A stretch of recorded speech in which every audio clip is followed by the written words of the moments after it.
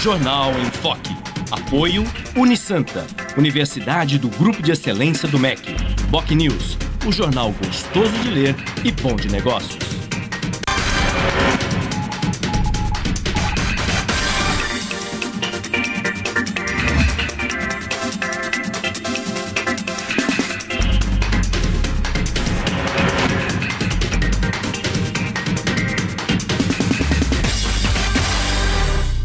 Olá, bom dia. Começa agora pela Santa Cecília TV, uma nova edição do Jornal em Foque ao vivo.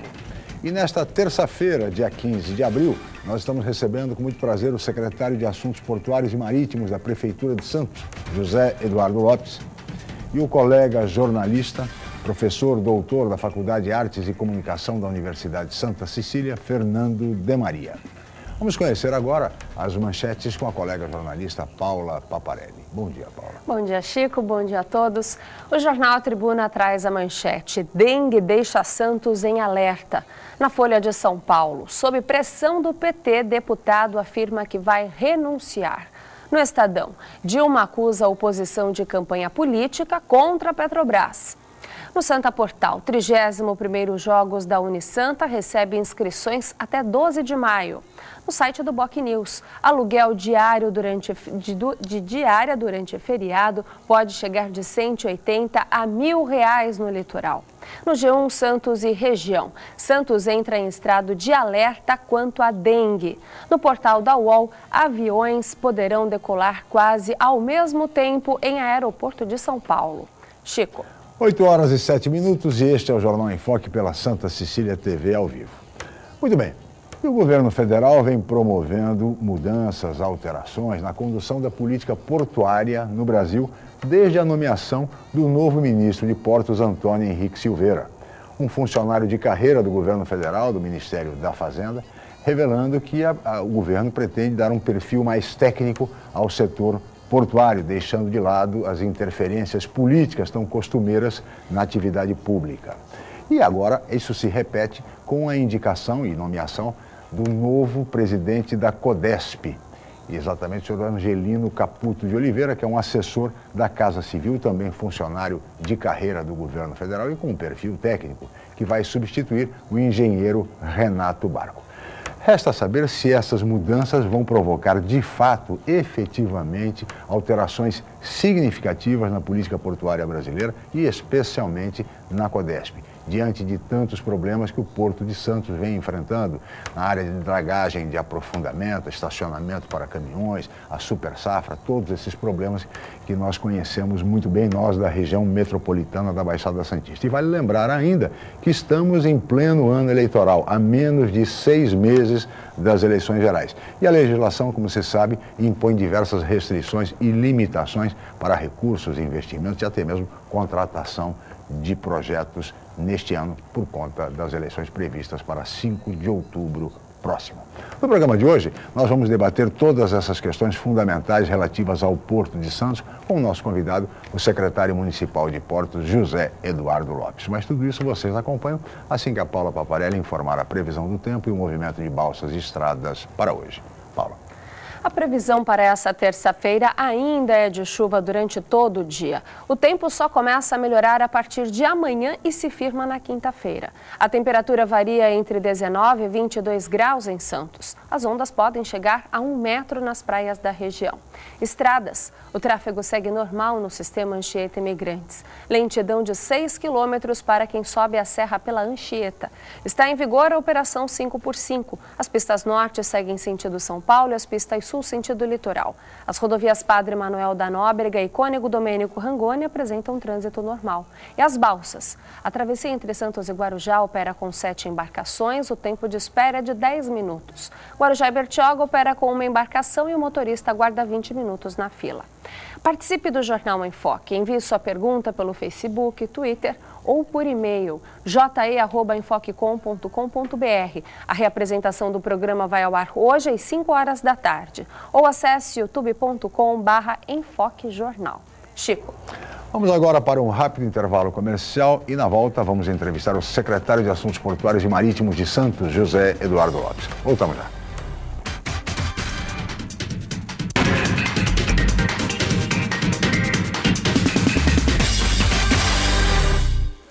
Hoje, o mercado de trabalho exige cada vez mais qualificação.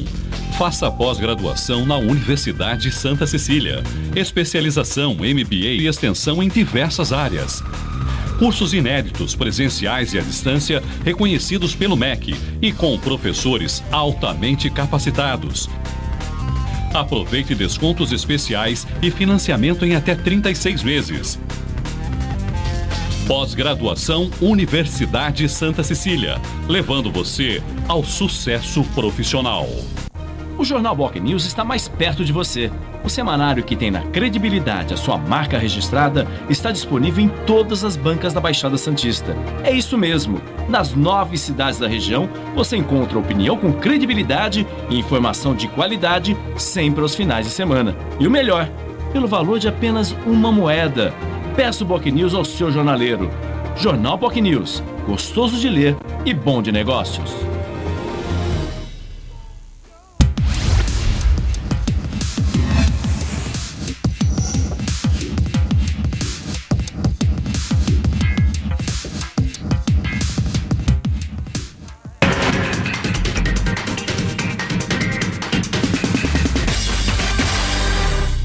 Muito bem, estamos de volta com o Jornal em Foque desta terça-feira, 15 de abril, e hoje recebendo com muito prazer o secretário municipal de Assuntos Portuários e Marítimos, José Eduardo Lopes, e o colega jornalista, professor doutor da Faculdade de Artes e Comunicação da Universidade de Santa Cecília, Fernando de Maria. E vamos ver agora o VT, a reportagem do programa de hoje. Paula. O Sindicato Nacional dos Auditores Fiscais da Receita Federal ganhou um importante aliado na luta pelo imposto justo. A Ordem dos Advogados do Brasil agora faz parte da campanha que busca reduzir a defasagem entre o imposto de renda e a inflação. O assunto foi tema de uma palestra em Santos. O encontro foi no auditório da OAB de Santos, aberto ao público. Participaram representantes do Conselho de Classe e do Sindifisco. O evento discutiu aspectos da campanha Imposto Justo, lançada em maio do ano passado. A principal meta é a redução da defasagem entre o imposto de renda e a inflação. Isso provocou que pessoas com rendimentos mais baixos fossem tributadas indevidamente. Aquilo que seria apenas uma recomposição dos vencimentos das pessoas passaram a ser considerados como renda e, portanto, tributados. A OAB ingressou na luta do sindicato, entrando com uma ação de inconstitucionalidade no Supremo Tribunal Federal, pedindo a correção da tabela do imposto. Na medida em que a tabela não sofre correção de acordo com a inflação, as pessoas são artificialmente atingidas por alíquotas maiores, quando na verdade deveriam ser por alíquotas menores. Então a correção da tabela, ela acaba por desaguar numa diminuição da carga tributária das pessoas, sobretudo as pessoas que não são tão potencialmente ricas. Então é fundamental essa correção que se dê. Inclusive há uma ação no Supremo Tribunal Federal, movida pela OAB, no sentido de impor ao governo essa correção da tabela. Hoje ainda sem solução. Mas é uma medida justíssima essa da correção da tabela de imposto de renda. E nestes tempos de declaração de imposto de renda e da temida mordida do leão, né? Eu me lembro, essa situação remete ao saudoso governador Franco Montoro, que quando exercia o Senado da República, defendia uma tese, e isso durante muitos anos, dizendo que salário não é renda. E defendia o seguinte, que salário não deveria ser tributado pelo imposto de renda, porque exatamente é o ganho para o cidadão, para o trabalhador sobreviver. Renda é outra coisa. Ela é proveniente de aluguéis, de dividendos, de aplicações, enfim. Salário não é renda. Mas, infelizmente, essa tese do saudoso governador Franco Montoro nunca prosperou no Brasil, embora fosse uma questão até mesmo de justiça. Mas o nosso tema hoje, secretário, evidentemente é Porto. E, é claro, eu gostaria de iniciar essa entrevista lhe perguntando a respeito da expectativa com o novo presidente da Codesp, um assessor da Casa Civil, o senhor Angelino Caputo de Oliveira, o senhor até já tem informações sobre ele, enfim, que substitui o engenheiro Renato Barco. Qual é a sua expectativa como secretário de Assuntos Portuários para essa nova administração, essa nova gestão na Codesp? Bom dia, muito obrigado pela presença, secretário. Bom dia, Chico, bom dia, Fernando, bom dia a todos. Bom, não podia ser diferente. A expectativa é a melhor possível. Eu até, por dever de ofício, né, assim que saiu a nomeação, não conheço o senhor Angelino, mas tenho ótimas referências a respeito dele.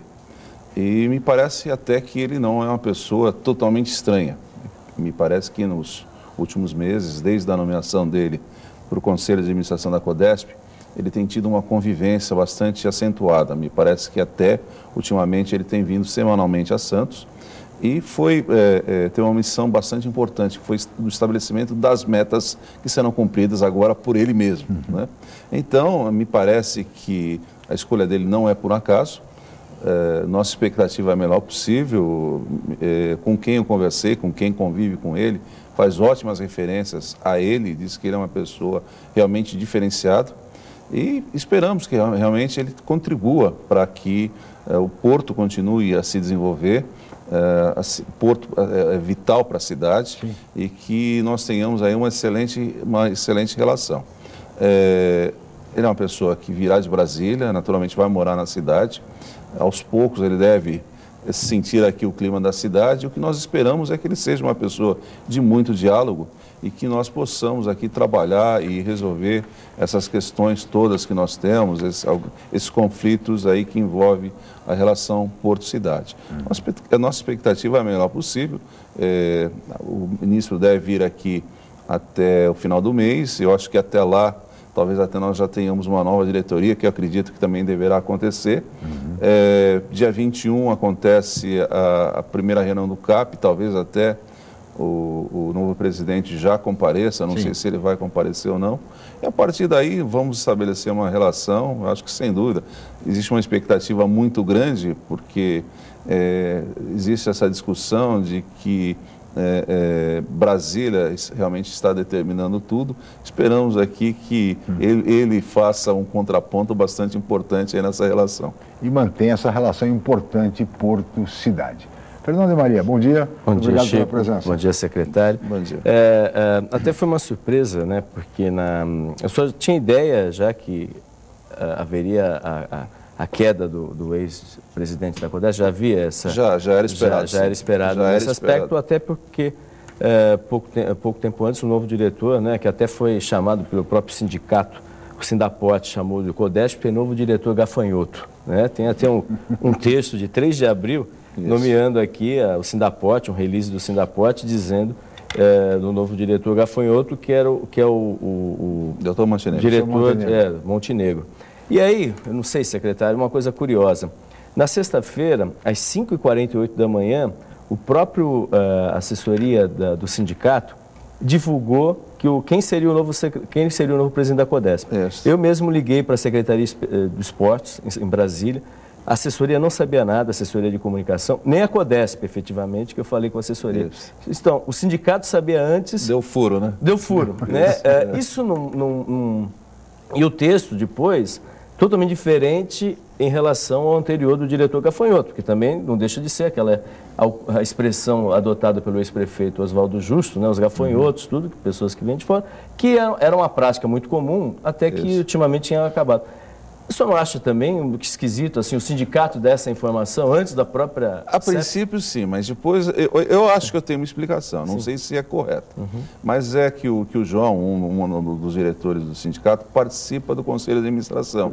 E pelo que eu saiba, logo cedo, nas primeiras horas da manhã... 5h46 da manhã. Exatamente. Então me parece que os conselheiros receberam um telefonema de Brasília convocando para uma reunião na sexta-feira, à primeira hora. Então, me parece que teria sido dito qual era o motivo da reunião e como esse diretor já convive com, no caso, o novo presidente, e talvez até porque já conheça, tenha uma boa impressão, talvez aí a opinião tenha sido um pouco contrária. Eu não sei se foi exatamente isso, mas procurando uma explicação, de fato é isso. Eu também recebi um release logo cedo, estava numa reunião no Senep, logo cedo eu recebi um release do sindicato, que acabou, né, dando um furo jornalístico, furo geral, né, na frente de todo mundo. Então eu atribuo a esta relação. Não é uma relação lógica, né? Mas aconteceu, né? Aconteceu. E o diretor foi ágil, né? Rapidamente já passou a informação. Exatamente. Eu acho, sabe, deve ter sido pedido sigilo, e tem aquela famosa história, não só vou contar para um amigo meu. O amigo conta para o amigo, para o amigo, para o amigo. Como diria Tancredo Neves, segredo de mais de um não é segredo. Não, exatamente, não sei se foi isso, mas eu imagino pode ter sido isso. Mas né? Esse novo presidente, ele, pelo currículo dele, mandaram inclusive o currículo, já sabiam tudo, tem um currículo, perfil profissional, tudo, é da área elétrica principalmente, aqui engenheiro eletricista. De Porto ele não conhece absolutamente nada, né? Pelo menos assim. Isso. Recentemente, que agora ele está começando recentemente a conhecer o Porto como membro do CONSAD, aliás, representando o Paulo Vieira, que foi pego na Operação Porto Seguro, diga-se de passagem, né? Essas coisas também é bom ser lembradas também. Enfim, do famoso caso lá da secretária do ex-presidente Rosemary, do ex-presidente Lula. Enfim, mas ele não conhece nada de Porto, tirando esses 6 últimos meses, pelo menos no currículo dele, do gerente do Banco do Brasil, analista de TI. Isso, o senhor teme que isso pode ser algo complicado, especialmente as relações da CODESP com a Prefeitura de Santos, à medida que já havia um trabalho, né, alguma coisa nesse aspecto? O senhor teme que isso pode ou não? Olha, eu confesso que quando eu li o currículo, só a análise do currículo, eu fiquei preocupado. Mas depois, ao conversar com as pessoas, e as pessoas fazerem comentários elogiosos ao novo presidente, eu me tranquilizei, porque me parece que de fato ele tem um perfil de gestor. Sem dúvida, ele não conhece o Porto, por isso que eu acho que na sequência nós devemos ter aí uma recomposição da diretoria, com perfil técnico, deve dar suporte a ele. Ele deve ser realmente aí o maestro que vai reger ali a nova composição ali da diretoria, e a diretoria deve ser uma diretoria técnica que vai tocar efetivamente aí o que tiver que ser tocado, enfim, se cumprir as metas. Mas ainda ontem eu estive na CODESP e eu tenho ouvido algumas referências realmente a metas. Ontem nós estivemos discutindo a questão dos estacionamentos, os próprios técnicos falam do que tem que fazer, prazos. Tá? Então me parece que está se mudando um pouco a cultura, né? Tomara que o pessoal fala em choque de gestão, quem sabe a gente tem um choque de gestão e tomara que seja realmente para melhor, né? O choque de gestão, que aliás é a proposta do ano eleitoral, que teve início por conta daquele movimento Brasil Competitivo em Minas Gerais, com o ex-governador Antônio Anastasia, e é a bandeira principal do candidato do PSDB à presidência da República, o senador mineiro Aécio Neves, do choque de gestão. Agora, secretário, falando exatamente nisso, na questão do choque de gestão, não lhe preocupa o fato de uma centralização assim, considerável de todo o sistema portuário em Brasília? Ou seja, aquela política de descentralizar, de regionalizar, de se aproximar da comunidade das cidades portuárias, enfim, isso me preocupa? Preocupa muito. Eu até estava comentando alguns fatos, algumas situações que sempre foram corriqueiras. Tudo era feito aqui em Santos. E, excepcionalmente, algumas decisões dependiam de Brasília. Agora, exatamente o contrário. O pessoal agora tem uma dificuldade muito grande para justificar, e dizem até vamos dizer, com um certo entusiasmo, quando diz, não, isso vai ser feito aqui, isso não vai para o Brasília. Então, é uma inversão, realmente é uma inversão total. A administração do Porto desde Brasília. Então, vide, por exemplo, no caso das safras, né, a questão as empresas todas aí que descumpriram o agendamento, elas foram simplesmente autuadas. Efetivamente, as multas, né, estão vendo ainda se as 2 primeiras vão ser efetivamente aplicadas. Quer dizer, então, o processo é muito burocrático, vai para Brasília, então o efeito, né, que deveria ser um efeito educativo, né, a multa acaba se perdendo, porque provavelmente vai ter recurso, tudo, e efetivamente o que se pretendia impor, que é uma penalização por quem causar um impacto, né, por não estar atendendo o agendamento, acaba ficando aí com a sensação de que pode continuar fazendo, que até o processo, até a roda rodar, muita coisa acontece no caminho, né? É verdade. Secretário, aquela ideia que já era muito discutida quando o PT não era governo e o PSDB estava no governo, da gestão tripartite, né? Foi muito comentado. Hoje inverteu. Hoje quem está no governo federal é o PT e o PSDB no governo do Estado, né, ao longo dos últimos anos. Isso também não avança nada, né? Com isso daí, efetivamente, é um sonho impossível, pelo jeito, né? Essa gestão tripartite, que efetivamente o município, o Estado e a União efetivamente têm o mesmo peso. Olha, eu acho que o assunto deve voltar sim à baila. Teve aqui quando o senador Aécio esteve aqui e também algumas lideranças com o prefeito. O próprio prefeito estabeleceu aí alguns temas para serem conversados.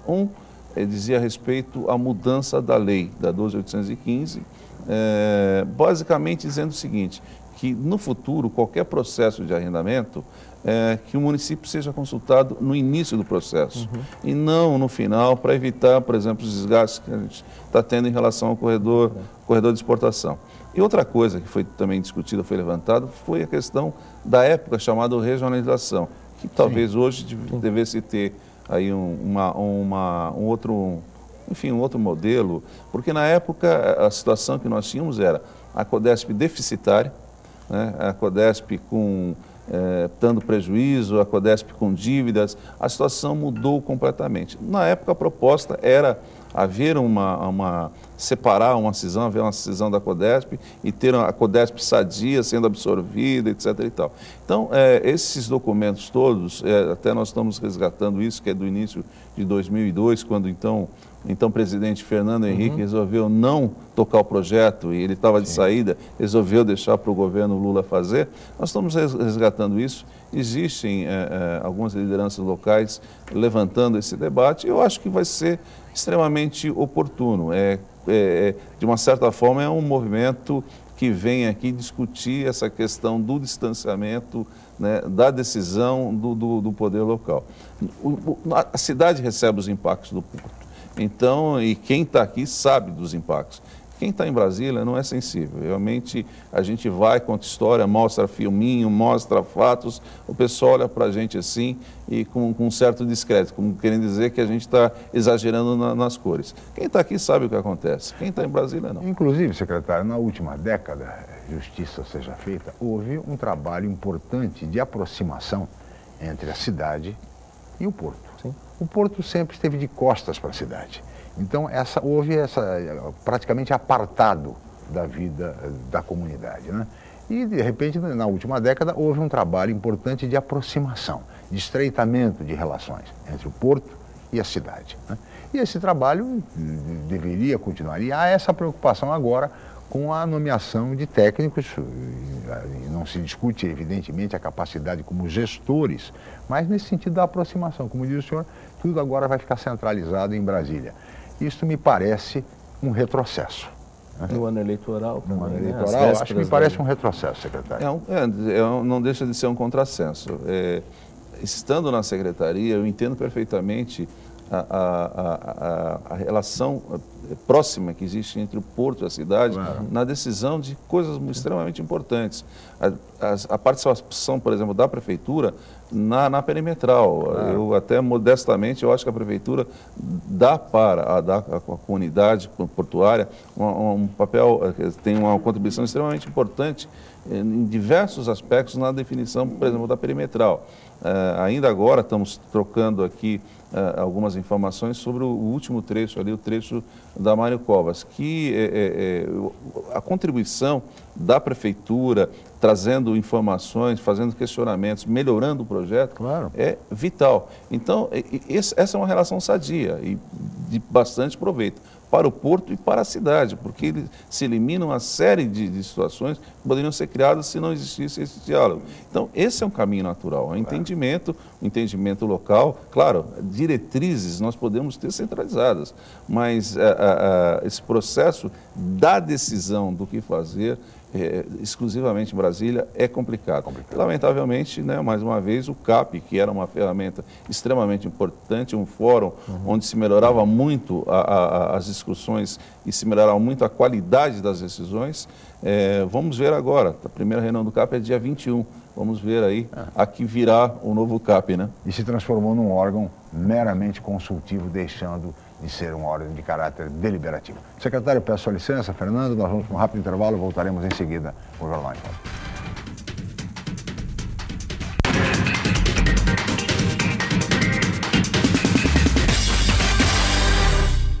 A Universidade Santa Cecília oferece cursos de mestrado inéditos na região e recomendados pela CAPES, com professores altamente capacitados, mestrado em Ecologia e mestrado em Engenharia Mecânica.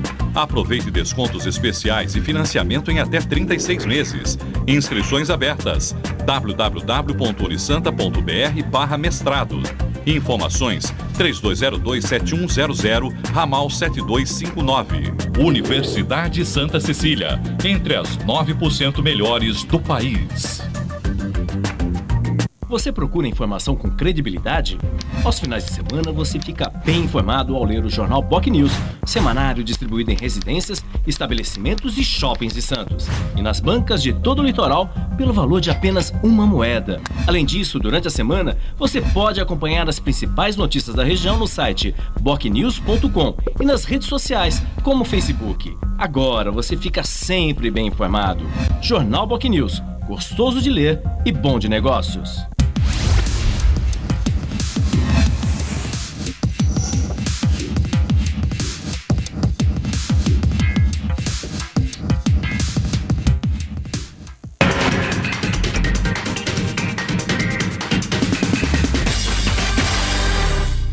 Muito bem, estamos de volta com o Jornal em Foque desta terça-feira, 15 de abril, e hoje recebendo com muito prazer o secretário municipal de Assuntos Portuários e Marítimos, José Eduardo Lopes, e também o colega jornalista Fernando de Maria, professor, doutor da Faculdade de Artes e Comunicação da Unisanta, que tem mais uma pergunta agora ao nosso convidado. Fernando.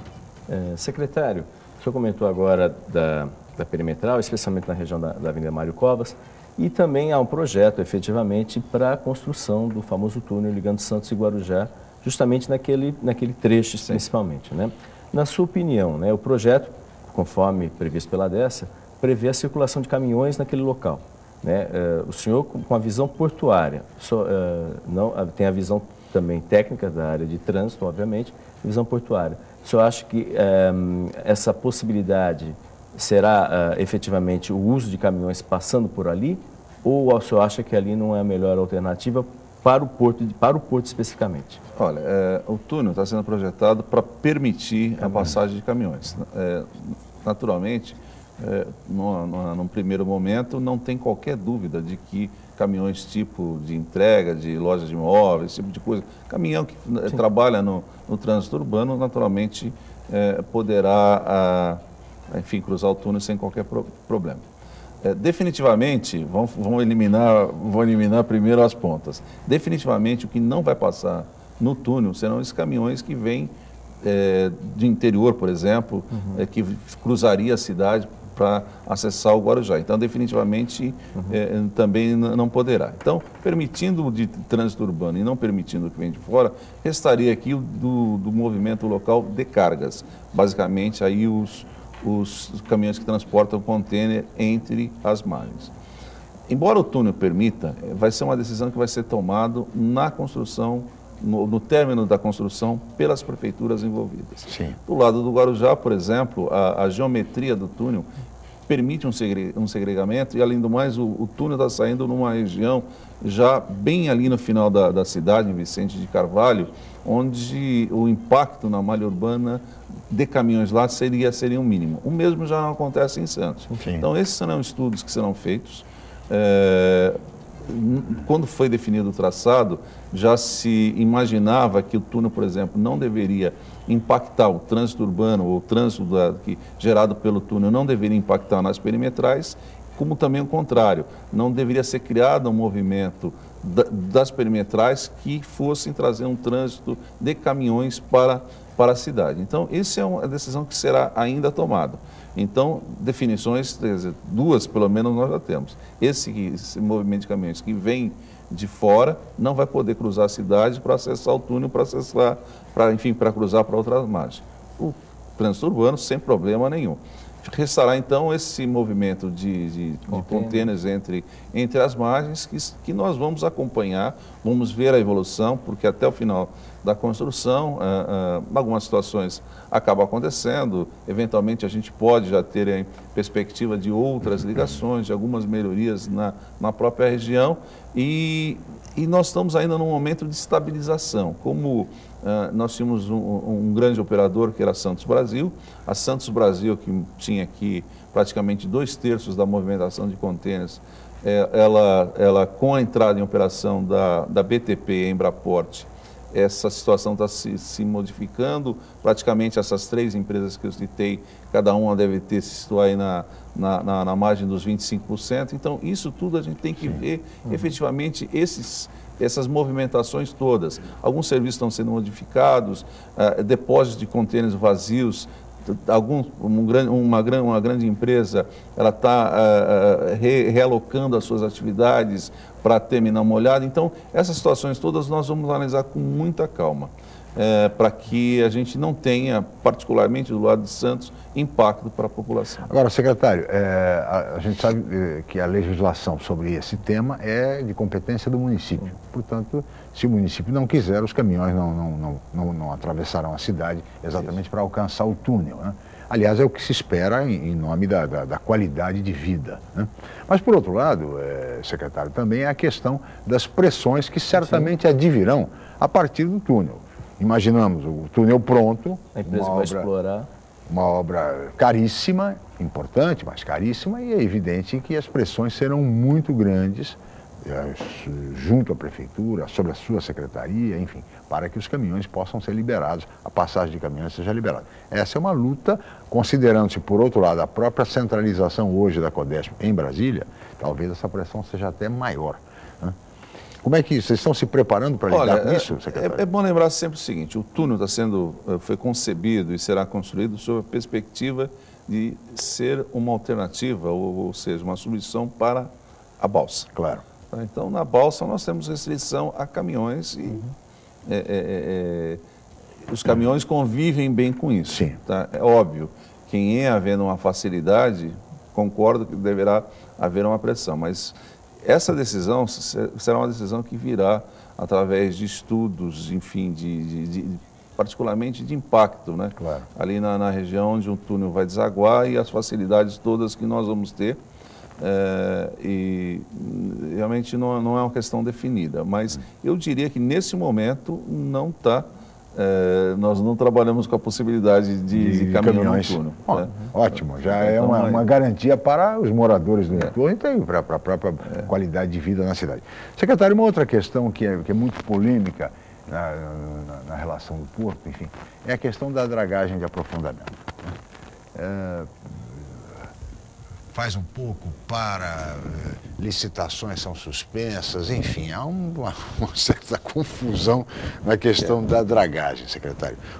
Como é que está essa situação? Olha, a dragagem é um estudo de caso. É um estudo de caso, é algo que a gente devia tomar como modelo de como não fazer, né? Aliás, algumas situações são absolutamente incompreensíveis, como, por exemplo, a notícia de ontem de que o novo terminal de passageiros de Natal não comporta o navio que virá, então o pessoal vai ter que descer em Recife e andar 280 quilômetros até Natal, né, para poder assistir os Jogos da Copa. Então são algumas coisas absolutamente inaceitáveis. Depois de 3 anos de tudo que já foi feito, que nós não tenhamos ainda os resultados. E é bom lembrar que essa foi, nessa nova visão de centralização em Brasília, foi a primeira grande obra contratada por Brasília. Esperamos que não seja assim daqui para frente. É lamentável que depois, que acabou acontecendo exatamente o contrário do que se esperava, uma melhoria da profundidade, nós tivemos o contrário, a redução em 1 metro. Eu acho que essa é uma questão que prejudica e muito o porto.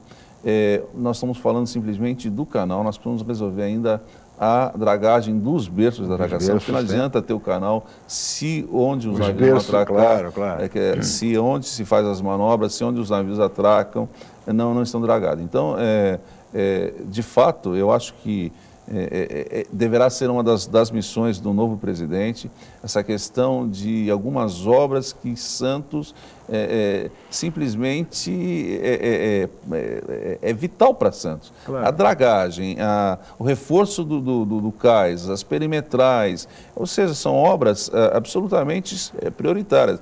E até vou colocar um ingrediente novo, algo que nós estamos discutindo que não tem aparecido, por exemplo, a questão de energia. Sim. Porto tem a usina de Itatinga, dos 60 alguma coisa que o Porto consome, 15 é fornecido pela usina de Itatinga, 45 pelas concessionárias das duas margens. E se nós formos aí analisar a curva de crescimento do Porto e a curva de crescimento da energia, nós vamos perceber que existe uma preocupação muito grande com a garantia de suprimento.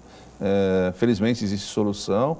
Nós recentemente levamos o pessoal da concessionária aqui que explora o gás natural, que se propõe a fazer um projeto para suprir, para garantir a energia necessária. Então, ou seja, lição de casa e o novo presidente vai ter muita, ele vai ter que trabalhar muito nesses aspectos todos que nós estamos conversando, a começar pela dragagem, para resolver, desempatar isso e colocar ou entregar aquilo que está sendo feito há 3 anos. Secretário, anunciou-se a dragagem com toda a pompa e circunstância, né?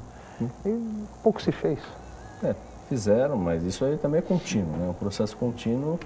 E os berços, especialmente, existem regiões no porto que não têm condições de abrigar navios de grande porte, né? Isso daí não adianta. Ele tem a capacidade para entrar no canal, mas não consegue ficar no berço. Quer dizer, é um absurdo isso daí. Né? Algumas coisas, sabe, eu que venho até da área de operações de grãos, então, por exemplo, uma coisa que sempre aconteceu no Porto Santo, todo mundo que trabalha com grãos sabe que, por exemplo, na ponta da praia, o navio, ele quando está carregando, ele dá uma encalhada, aí ele é arrastado um pouquinho e consegue sair onde tem mais água. É uma coisa histórica. E essa situação precisa terminar, eu acho que... Não dá para ser 100%. Até nós tivemos agora uma nova licitação que acabou não sendo homologada. O governo sinalizou que o serviço custaria 550 milhões e estranhou que o pessoal deu um pouco abaixo, um pouco acima dos 550 milhões. Então... Não, mas estudiosos dizem que com metade do que foi gasto pelo BNDES no Porto de Cuba, com metade se resolveria os problemas principais do Porto de Santos, quer dizer, é o maior da América Latina, um dos maiores do Hemisfério Sul. Ou seja, mas são prioridades do governo federal investir em Cuba, no Porto de Mariel, e investe muito pouco no Porto de Santos. Né?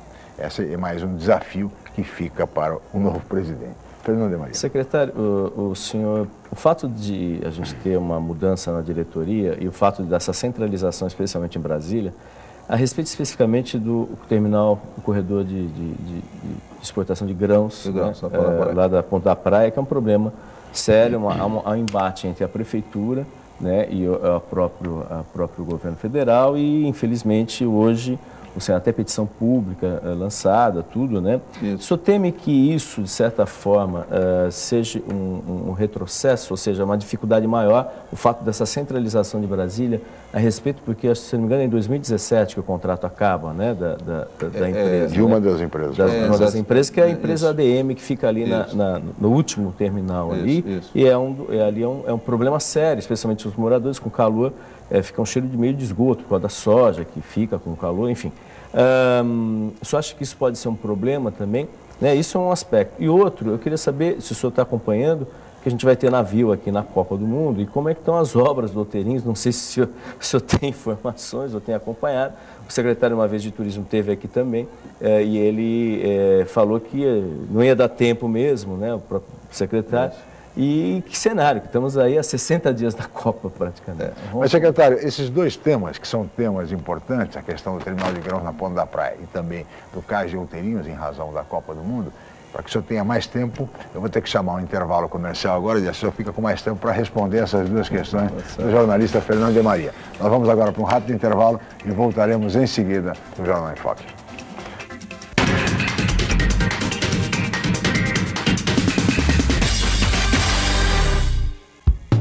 Excelência é ter tradição de mais de meio século.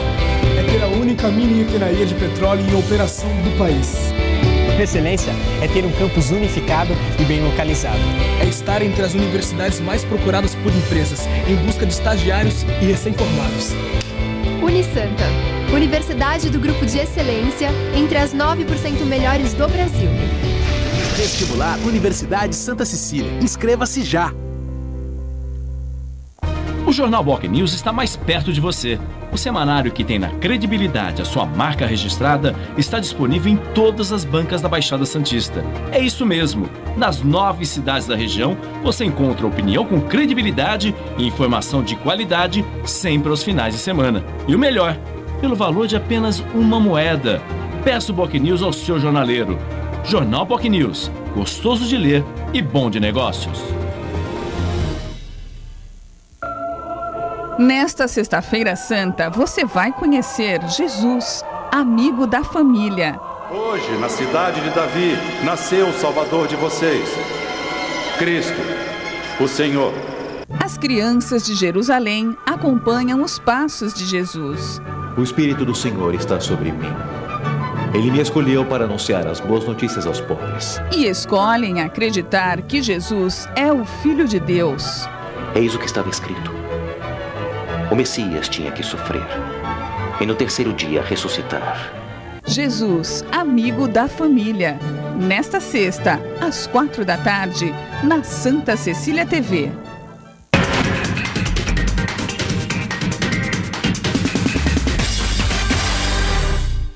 Muito bem, estamos de volta com o Jornal em Foque desta terça-feira, 15 de abril, e hoje recebendo com muito prazer o secretário municipal de Assuntos Portuários e Marítimos, José Eduardo Lopes, e colega jornalista Fernando de Maria. Aqui no bloco anterior, secretário, deixou 2 questões para o senhor.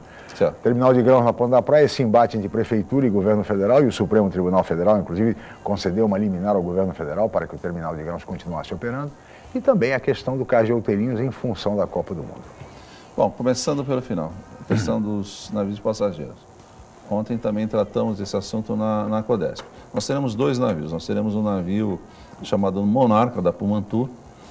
Esse navio deverá atracar efetivamente no terminal de passageiro, que é um navio menor. Já o navio da MSC, o Divina, é um navio maior. A princípio, ele está programado para atracar no armazém 32. Mas ontem nós tivemos uma discussão e a Codesp estuda a possibilidade de atracar efetivamente no trecho pronto do cais da Copa. Afinal de contas, o cais foi feito para isso, né, e que nós estamos pleiteando, até como existe um terminal de grãos vizinho ao corredor de exportação, que causa incômodos ali ao corredor, ao terminal de passageiro, nós até pedimos que durante 4 dias o terminal não operasse, para que não houvesse um desconforto ali para os passageiros, enfim, o pessoal que vai estar aqui nos 4 dias e que o navio ficará atracado ali no local. Então nós esperamos que a Codesp seja sensível e atenda esse pleito e que, no nosso entendimento, não vai acabar causando nenhum grande transtorno, seria aí uma cooperação, uma colaboração que se daria em benefício do turismo local. Com relação ao corredor à Ponta da Praia, tudo vai depender naturalmente da orientação que o novo presidente tiver de Brasília. Eu acho que a expectativa que eu tenho é que ele, como sempre acontece, quando alguém é nomeado um posto relevante, ele deverá ter reuniões aqui com o prefeito, conosco, e ele deverá tratar desse assunto. Mas mais do que isso, esse assunto está sendo tratado diretamente com o ministro. Então a expectativa que nós temos também é de que na vinda do ministro aqui a Santos, que deverá acontecer até o final do mês, que a gente trate desse assunto.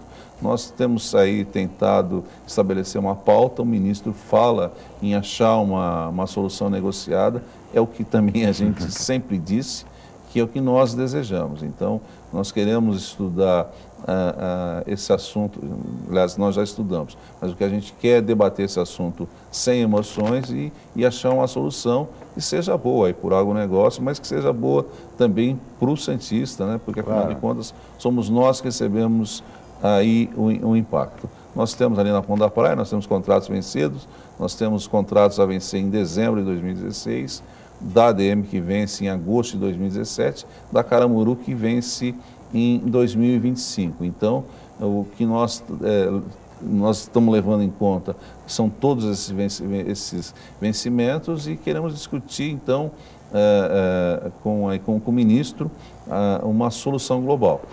O ministro, nós sabemos que já tem pensado bastante na área continental de Santos, que é o local que a gente indica para o futuro. Diga-se passagem, já tem na região continental um projeto da VLI, levando a capacidade do terminal de 4 para 14 milhões de toneladas, a diferença para movimentar grãos.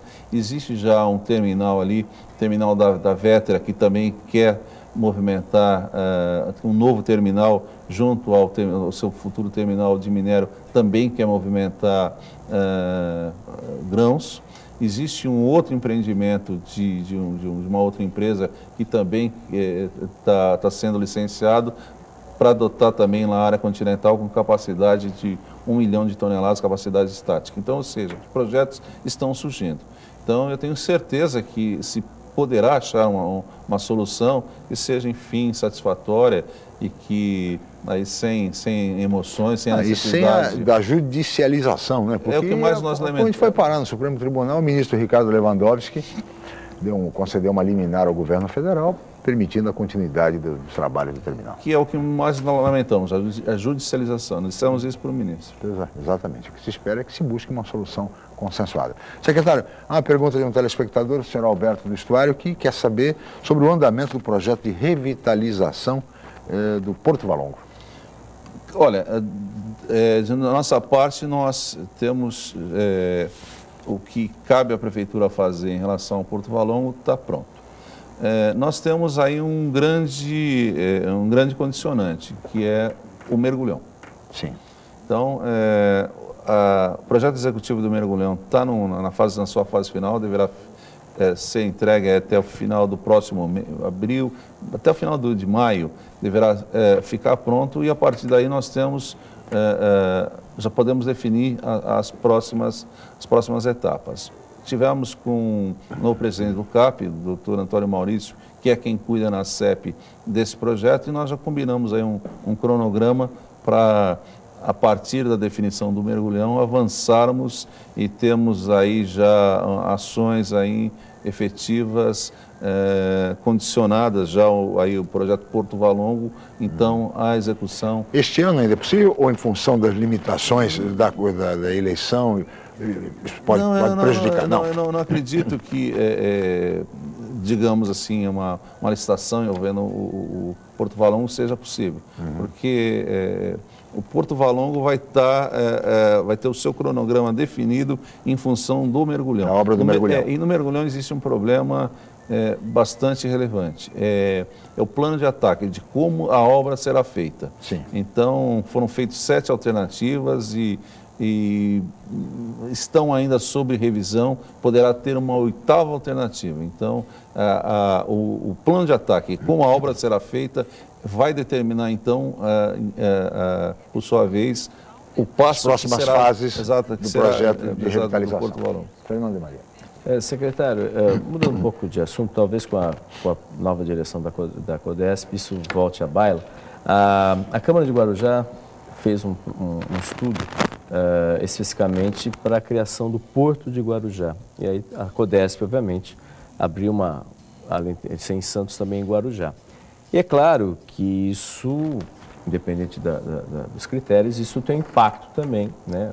O secretário de Finanças de Santos que deve coçar a cabeça, ficar preocupado, porque, obviamente, o ISS é um poder muito forte dentro da arrecadação do município e a proposta em si é que o que é arrecadado em Guarujá de ISS, né, fique lá no município e é uma luta nesse sentido. Como é que está, no Parque de Santos, que é um embate, imagina. Sim. O senhor lá com o secretário lá de Guarujá também, que obviamente cada um querendo puxar nesse aspecto. Olha, eu só acho que isso primeiro, pode voltar eu realmente gostaria de ter acesso a esse estudo.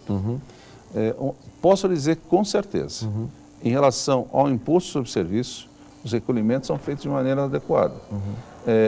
A Prefeitura de Santos fez essa revisão há pouco tempo. E nós descobrimos ao contrário, nós descobrimos que tinha recolhimentos relativos a Santos sendo feitos para outro município, que eu não venho aqui ao caso. Tá? Isso resultou, inclusive, em multa e, enfim, aplicação de penalidade, resultaram em 8 milhões em benefício da Prefeitura de Santos. Até estava acontecendo ao contrário. Então, em relação ao imposto sobre serviço, não me parece que alguém esteja, por exemplo, no Guarujá recolhendo para Santos, tá? E aqui em Santos realmente aconteceu o inverso. Tá? Em relação ao imposto sobre serviço. O que pode estar acontecendo são esses cálculos de impostos que vêm como reflexo de alguma coisa. Eu realmente gostaria de ter acesso ao estudo para analisar. Uma informação que eu recebi, não sei se é correta ou não, que na realidade não é bem um estudo, foram feitas considerações sobre dados históricos do passado, quando a situação era diferente. Até eu citei aqui essa movimentação, por exemplo, entre Santos Brasil e a BTP e a Embraporte. Então, Guarujá deverá perder um movimento que antes estava na Santos Brasil para Santos por conta da entrada em operação da Embraporte e da BTP.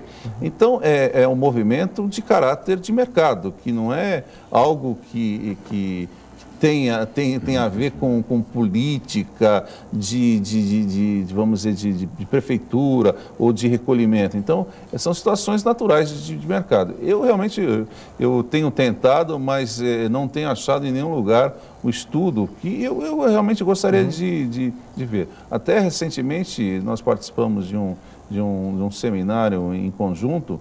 Eu até sobre o assunto eu disse para prefeita Maria Antonieta, eu disse: olha, prefeita, a senhora está absolutamente correta quando a senhora defende que os impostos devidos ao município do Guarujá sejam recolhidos para o Guarujá. Agora, eu disse, eu realmente queria ver o estudo, até para poder emitir uma opinião mais correta, eu digo, com maior profundidade.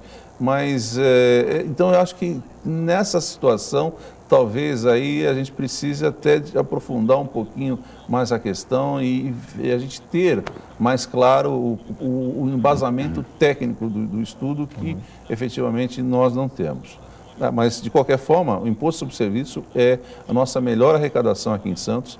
Dos cerca de 400 milhões que o município vai arrecadar esse ano, 2/3 vem da atividade portuária.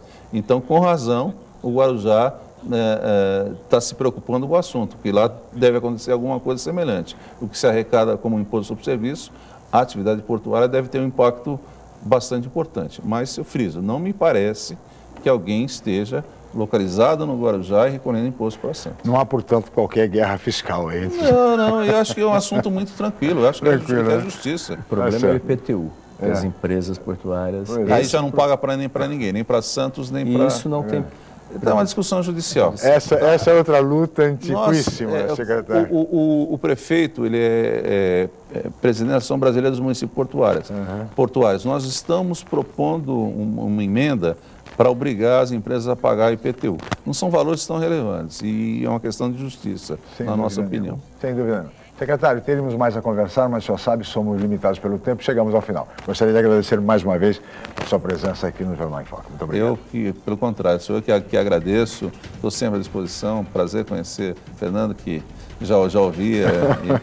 Sem dúvida, agradeço aí. É um colega jornalista, diretor, inclusive, do semanal BOC News. Muito obrigado, Fernando de Maria, mais uma vez pela presença como comentarista. Obrigado, secretário. Obrigado a Paula Paparelli, a toda a equipe, especialmente a você, telespectador, pela atenção, pela audiência, pelo carinho. Amanhã nós estaremos de volta em mais uma edição do Jornal em Foco. Mais uma vez, muito obrigado e até amanhã.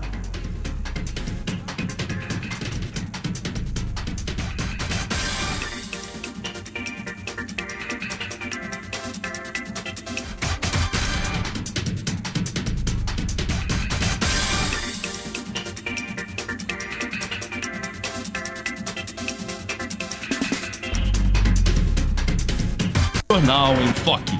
Apoio Unisanta, Universidade do Grupo de Excelência do MEC. BOC News, o jornal gostoso de ler e bom de negócios.